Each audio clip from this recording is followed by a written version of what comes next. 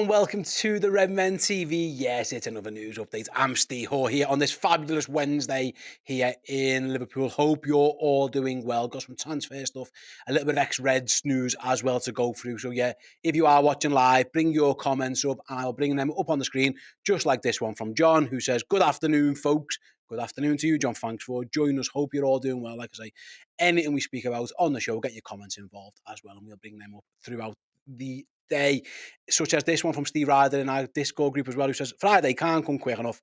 Hello, Steve. Yeah, very much hump day, isn't it, Steve? So yeah, let's get to Friday and I'll say that's right.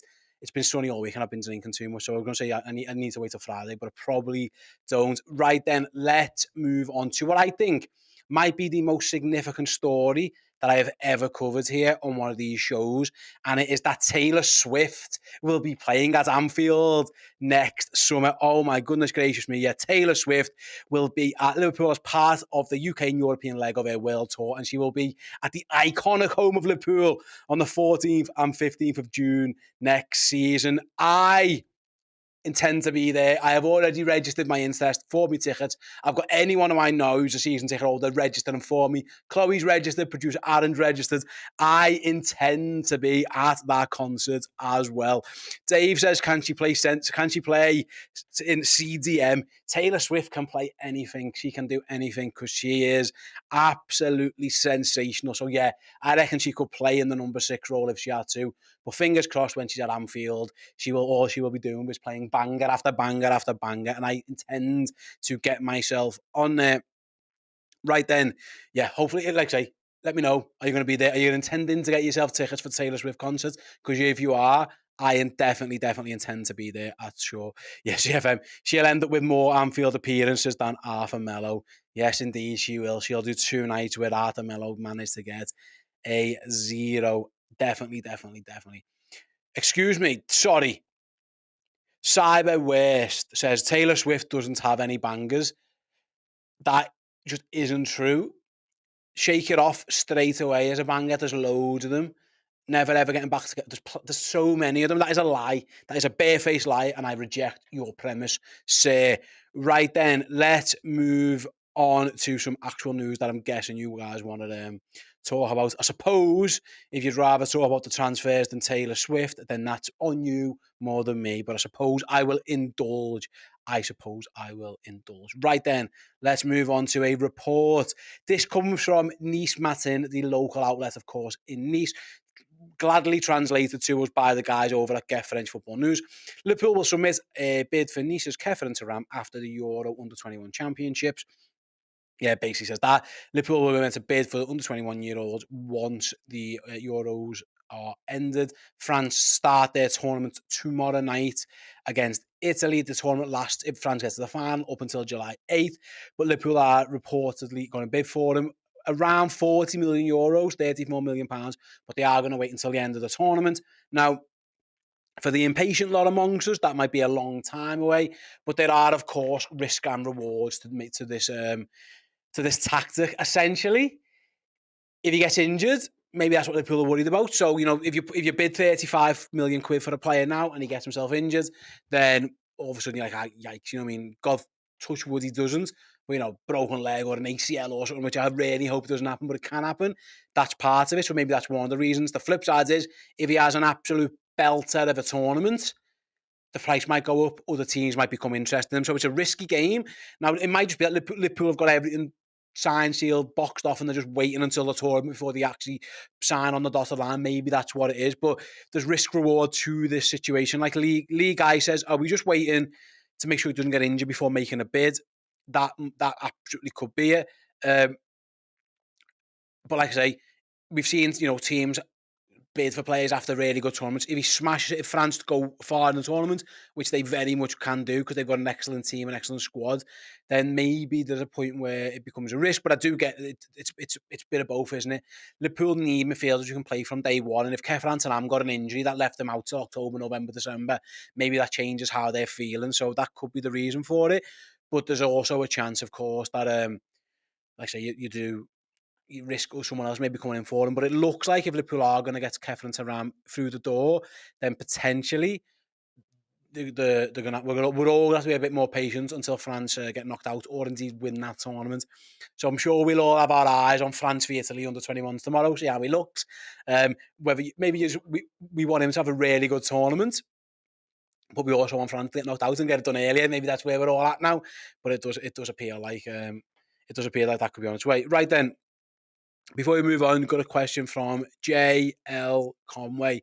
The rumours are that Thiago, Matip and Gomez are already out the door. Are these true?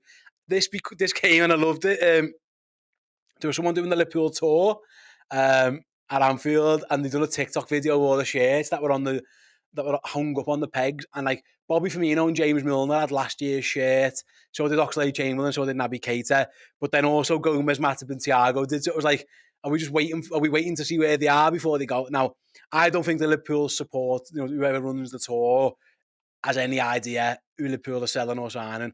And I don't think it's to do with that. I think it's just a coincidence. What I would say is that bids for those three, maybe, I don't know if Liverpool expect. I don't think they'd sell both Matip and Gomez. That just isn't going to happen. If someone came in with money for Matip, I wouldn't be shocked if they sold him. If money came in for Thiago, would he consider it potentially? Yeah, maybe. Again, the Saudi money floating around. Maybe there's something in that. I don't know. But yeah, I wouldn't read too much into a TikTok video of shirts hanging up on a wall inside Anfield, if truth be told. I'm not sure how significant that is, or if indeed it is significant at all. But I think that's where all this starts coming from. But yeah, time will tell. We'll see, I suppose, where we're at. David then asks a question. In fact, before we get to David's question, I'll use It's Crossbows super chat first. Thank you very much for getting involved with the show, pal. Says, I want Barella to be our big money signing, to be honest. Yeah, Barella's quality, I don't know how much he's going for. I know Inter Milan laughed off £50 million reports from Newcastle, so I don't know. I like Barella. I think he'd be an excellent signing if he wants. But signing players from Serie A can be a bit of a risk. Of course it can, but he is a quality footballer. Does he want to leave Inter Milan? I don't know. If truth be told, he seems very settled there. But yeah, there's been a lot of noise around Barella and stuff, with Liverpool seemingly somewhat involved in this. I wouldn't hate it. I think he's a very good player. I think Liverpool, if he was available, then maybe they would go for him. But it's definitely one to keep an eye on. We've got a question here from David who says, do you think we'll sign Gravenberch? Now, that's actually the next item on my news agenda, really, was Gravenberch. So you might have seen on Twitter yesterday, loads of these things kind of went viral. It was a report from Kerry Hau of Sport1. It actually came via us, which is interesting. It's actually on this very feed now that you're watching on. Later when this finishes, you can go and watch that video. Kerry spoke to Dan Club, our very own Dan Club, about Ryan Gravenberch. He's the chief reporter for Sport1, like I say, over in Germany. Now, what he told us was that Ryan Gravenberch has already informed his teammates at Bayern that he wants to leave. And indeed, Bayern Munich, the club, know this as well, and that he's very, very keen to join Liverpool. Bayern Munich obviously don't want to sell him. They're in no rush to sell him. I haven't only got him last year. But they're not going to probably sign Declan Rice anymore because obviously he looks like he might be on his way to Arsenal. They did sign Conrad Laimer. Obviously, they've got Kimmich, they've got Goretzka, they've got all these midfielders, and Gravenberch wants to play. Now, whether he demands a transfer, I don't know, but it does seem like, again, I said on our own podcast the other day, we've done a bit of a prediction of who we think Liverpool would sign. I think Liverpool's next signing will be Khephren Thuram, and I thought the one after would be Ryan Gravenberch. I think they do. I think they will sign. So to answer your question, Dave, yeah, I do think they will. But I think again, this all falls into the dominoes of midfielders around Europe. My guess is Bayern Munich want to see where they're at before they eventually let him go. I think they will. I think they probably are going to sign a centre midfielder, and therefore then they will let Ryan Gravenberch go. But I think that's what it is. So yeah, I do. I do think we're going to sign him. Whether I'm right or wrong, I don't know. But I think Bayern are still very much in the mix for midfielder. And once that's done, then they might allow Ryan Gravenberch to go and move on. So yeah, I do believe we're going to sign him, and I think it makes sense for a lot of reasons. Jono says, if we sign Gravenberch, is he likely to start regularly ahead of McAllister and Thuram? I think they would probably be interchangeable. Liverpool can play a lot of games and there's a lot of time. The good news is about with the 5 subs where loads of players get game time now.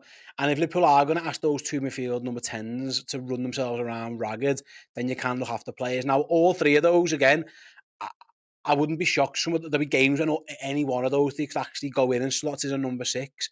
If we're going to keep this formation where Trent Alexander-Arnold wanders into midfield, which they should, because he's brilliant when he does it. You can, Fabinho's, his legs look like they've gone last season, to be honest with you. McAllister can play deeper. Thuram can play deeper. Gravenberch can play deeper. Manu Kone, if they ever got him as well, he can do that role. So I think the versatility means that, yes, I think a lot of them will play and play quite often, actually. So I think there is enough footy in it. Now, are you first choice in the best 11? Well, I don't know. That would be up to him. I reckon Ryan Gravenberch would be sitting there going, I reckon I can get it in ahead of these fellas. So maybe potentially. So I do think I do think there's a chance, yeah, that Liverpool could get him involved. But I think we'll have to be a bit patient. Ideally, you want everything boxed off this week. We're all, get into July with everything done. I just don't think that's going to be the case. I think Jurgen Klopp referenced, I think it was his last press conference, that ideally, of course, you'd want everyone in the door day one when pre-season returns, but that's easier said than done. Now, even these guys who are playing in the Euros, you can say you took Kone's to Ram, even Vega, of course, who's away with Spain. They're going to need a holiday when they come back anyway. So I don't believe that it's a massive issue to get to the Euros. You'd want them in before the season starts, of course, ideally if you can. But I don't think it's the end of the world. My guess is I do think again. I think they will sign Gravenberch. It looks like he's interested. It looks like Liverpool are interested. We're waiting a bit on Bayern Munich to get themselves over the line, and we'll see where we're at with that one. Right then, let's have a little look. We had a super chat in from Imran. Thank you very much, Imran, for the super chat. I can't wait for the new Bobby documentary to drop. I've been doing my carer's head in it every time the advert comes on by singing the song. It is a great song, yeah. So, our Roberto Firmino documentary, episode 1 will be live on YouTube, 7 p.m. this Friday, so only a couple of days to go. It's an absolute belter. I've just actually watched it for the first time fully through. Just doing a bit of quality control on it, and obviously producer Joe's done an expert job. Very little needed changing. So yeah, episode 1, absolute banger, including the story about Ian Ayre, how Ian Ayre got him to Liverpool, straight from Ian Ayre's mouth. It's an absolute belter. So yeah, do keep an eye. 7 p.m. It's an absolute wonderful, wonderful story. Episodes 2 and 3 will be out on Redmen Plus. Episode 2 will be out on Friday on Plus as well. Episode 3 will be a week later. If you sign up to Redmen Plus, between now again and of course Friday, you will have early access as well, so you'll get it a little bit earlier on Friday, early Friday morning. You will have access to watch it before anyone else gets it, and you'll get it ad free as well. So if you're thinking about joining up to Redmen Plus, you not only will you get that Bobby Duck, you'll get it earlier, you'll get it ad free before everyone else. I mentioned earlier about Dan's chat with Kerry Hau as well. That's available for you on Plus as well. So never a better time to get involved. Lardy Baldino, nice name. That could actually be my nickname. Although I am trying to lose the beer belly, I'm in the middle of doing a bit of a diet, a bit of couch to 5K running as well. I've done week 1 of couch to 5K.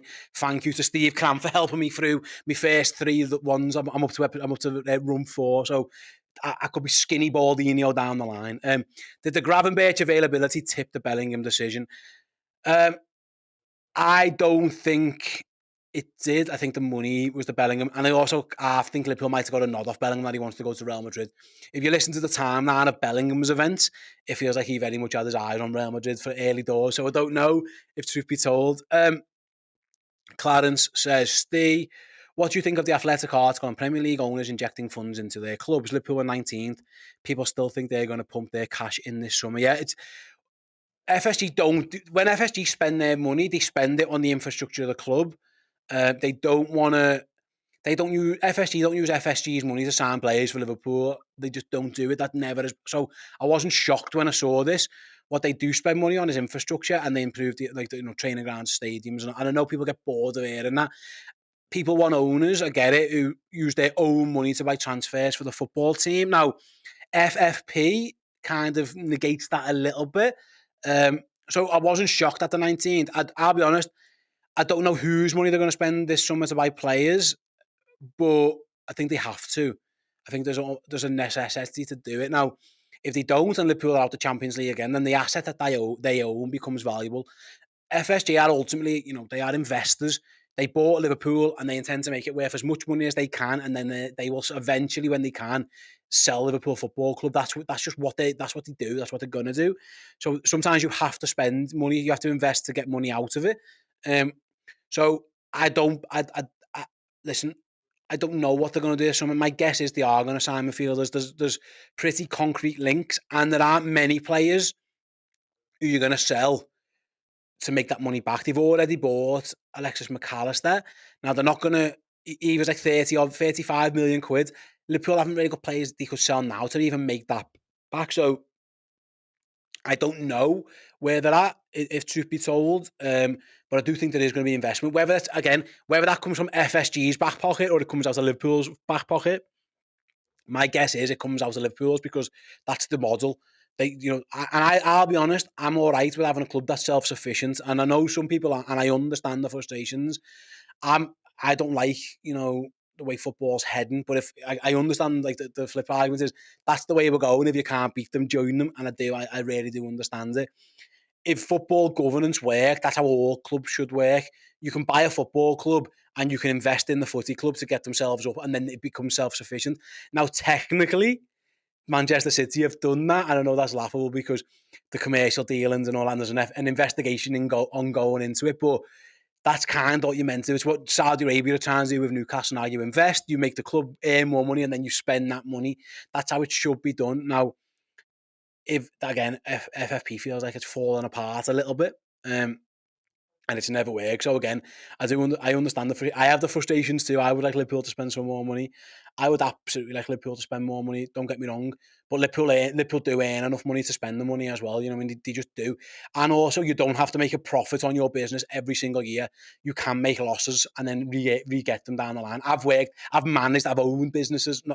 I have managed businesses for other owners, I should say, in the past. I understand you can make a loss in a year and then get it back down the line. So that's where I'm at. I'm on record. I don't want Liverpool to be state owned.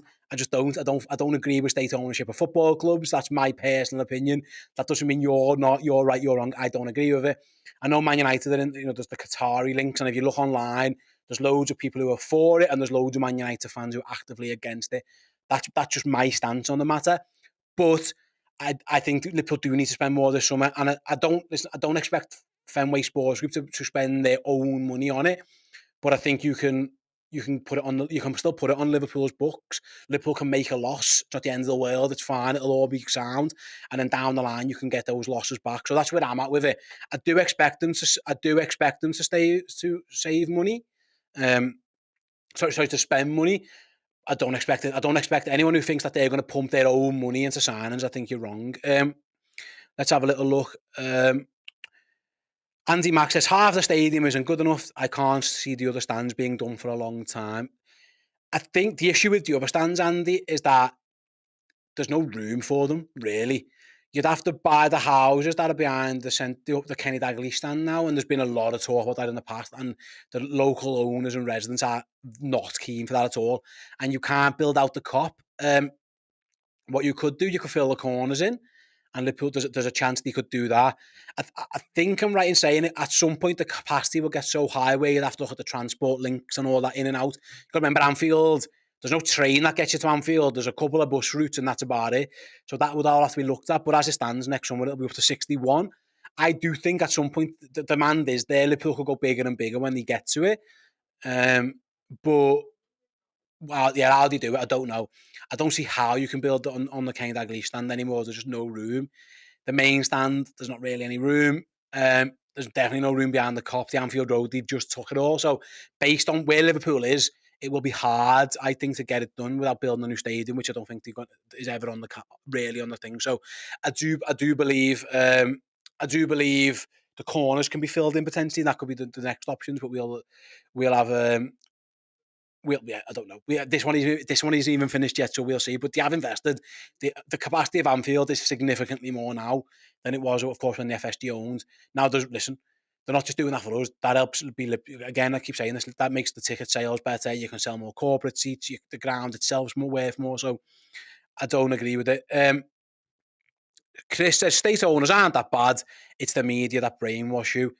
I don't think I've been brainwashed. If truth be told, Chris, I just don't agree with state ownership. Just my opinion. I do believe it is just sports washing. But again, it's just my opinion. I don't like what's happening at Man City. I don't like what's happening at Newcastle. I don't like PSG. If it happens to Man United, it's just not for me. I don't want Liverpool to be owned. And again, this isn't a anti-Middle East thing, by the way. I wouldn't want Liverpool state owned by any country in the planet. So whether it be Middle East, Africa, Asia, America, Europe, don't care. I don't want it. I don't agree with it. Listen, I'm not amazed by our club being owned by billionaire hedge funds either. But it's just my opinion. Just my opinion. Not everyone has to agree with it. And what I would say is that listen, there's tons of good owners in footy and there's tons of bad ones. Man United, they've got a really bad one at the moment. The way the Glazers bought Man United, I don't know, they're putting rules in place to stop teams being able to do that in the future. But that was horrendous as well. That shouldn't have ever been allowed with the Glazers. So, yeah, football ownership's very, very murky indeed. It really is. And I know the frustrations often come out. But I don't want anyone. I don't like Liverpool being state-owned. I just don't agree with it, is my point of view. Right then, Plu says, what's happened to safe standing? Are the Premier League still considering it? Now, I believe so. Now, Anfield does have safe standing seats involved in the Anfield Road end. So I think it's definitely on the agenda still. I think it will be. I think it's there or thereabouts, but I don't know in terms of exactly where we're at the legislation now, if truth be told. Yeah, I don't know is the answer to that one. Robbie says, Steve, what do you want? I want owners who support the football club and are happy for it to make a loss in order to make profit down the line. So if I basically want someone like FSG, but to invest more in the footy team, basically. Stan Kroenke at Arsenal looks like he's about to do it. And listen, again, I have to clarify, I don't think there's any good billionaires. I don't think any billionaires in particular. That's, again, my opinion.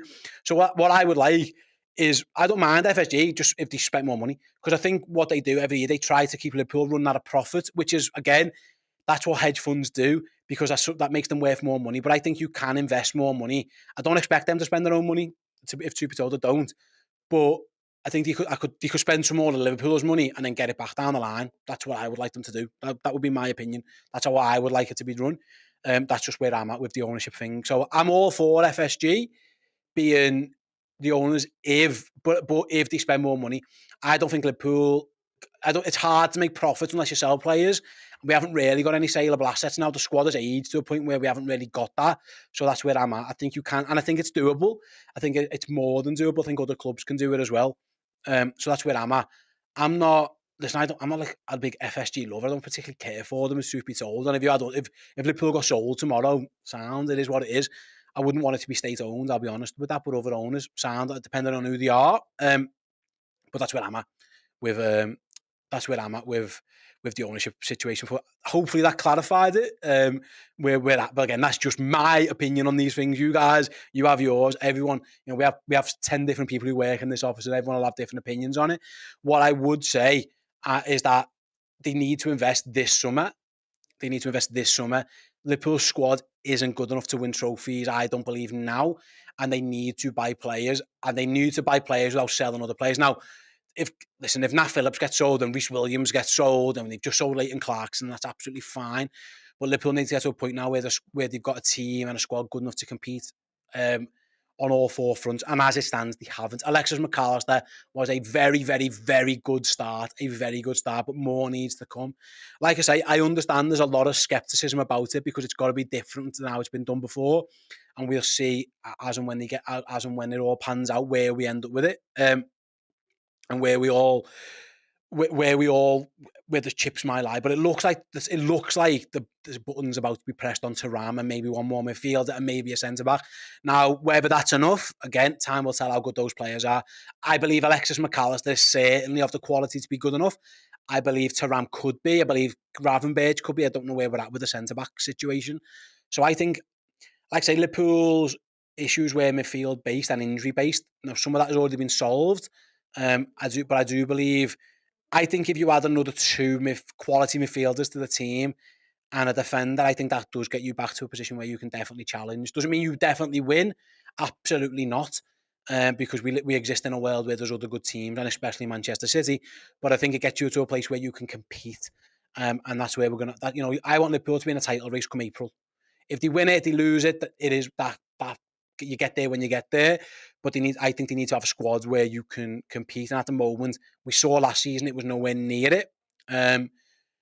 It wasn't available. So again, McAllister's a very good start, but more needs to happen. It needs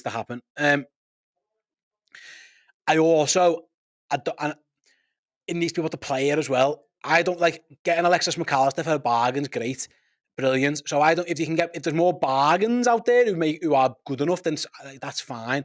I don't put an actual figure on what they cost. It's the quality of the player, but again, there's usually a correlation. Quality players usually cost money, and Liverpool haven't got no one they can sell.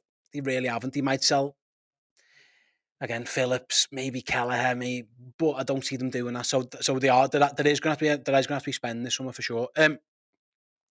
Right then, let's have it's Crossbow Super Chat. This is FSG's last chance this summer, in my opinion. If they don't invest this summer, they must go because we have outgrown them and we need more investment now. Yeah, like I say, I think it's a fair point. Again, they did. From what I was made, they were looking for investment. There was talk of a sale, but there was never really anything concrete that come out the other side of it. So I don't know. Yeah, maybe they do sell up. Who wants to buy us? I don't know. What are they selling us for? How much money do they want? There's tons of questions on the ownership front.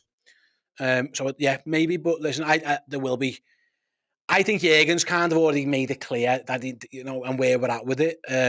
So yeah, there's tons of questions. There's loads. Like I say, we are very much in a holding pattern at the moment, aren't we? I think we're gonna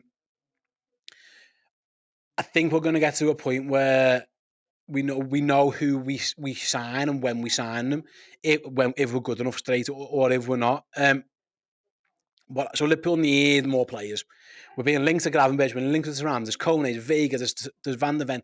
I think they are active. I think what happens is there's no news for a few days and everyone gets really jittery. And you see other teams starting to do their own signings and you get a bit jittery again. I think they will get the deals done. If they don't, then fair. Then it is what it is. There will be rightly be tons and tons of criticism, mainly I think from the manager himself. We'll see where it all lies. But of course, as and when anything does break, we will always cover it here on Redmen. Like I say, we had Imran's super chat before. Thank you very much, Imran. The Bobby Firmino documentary out this Friday on YouTube. Make sure you do check it out. Episode 2 and 3 available on Redmen Plus as well. Michael says we will not challenge with the rubbish such as Jones and Elliott. Liverpool challenged for 4 trophies and those 2 players were in the squad. So I don't think that's right. And I don't think either of those players are rubbish either. I think they're promising young players. What Liverpool have got enough of. I said they've got loads of old players, they've got loads of promising young players. They need a couple in the middle who can play. Liverpool can definitely win trophies with Curtis Jones and Harvey Elliott in the squad. 100%. No doubt about it. They definitely can. There just needs to be more added in there as well. And you can't rely on young players. Young players get injured. They have ups and downs as well. So I completely disagree with that point that you raised there, Michael. Liverpool can compete because they've proven they can. They won 2 trophies and were very close to winning the other 2. I think they need a little bit more in terms of quality as well. Let's have a little look. Another super chat. Is it Bloomy? I've seen Evan linked from Ndai from Sheffield United. I can't say. I apologise. I don't even know who that is. So I can't give you my opinion. But if anyone in this chat wants to get your opinions in, I do not know. I don't know who that is. So I can't give you an opinion. I apologise. If Everton wanted me, good luck to him. Good luck with that career move. I don't know. Let's have a little final one then, Jacob, like I said before the shoot then. Would you prefer us to go back to 4-3-3 or keep going with the new system? I would like them to keep going with the new system, Jacob. Thank you, everyone. Right then, we've ran over a little bit there, so I'm going to start shooting off now. Like I say, if you do want to get involved with the Bobby Firmino documentary, it's a Friday, YouTube. Make sure you check it out. Loads and loads of content there as well over on Plus, episodes 2 and 3. Plus, some of the full interviews, bonus features will be out on Friday as well. Loads from in and around Hoffenheim and tons more. So yeah, thanks for watching this one. do tune in on Friday for Bobby. Before then, we'll have another news update tomorrow and loads more content here on Redmen. So yeah, keep checking us out. You guys are the best, and we will see you all next time. Take care, everyone. Hey, so the first episode of our 3-part Bobby Firmino documentary series, Bobby Firmino, Best in the World, is coming out this Friday, the 23rd of June. If you want to get immediate access to episode 2, as well as the full interviews for all of the incredible contributors, including Jordan Henderson, Adam Lallana, Ian Rush, and more, sign up today on redmenplus.com and fill your life with Bobby Firmino happiness this summer.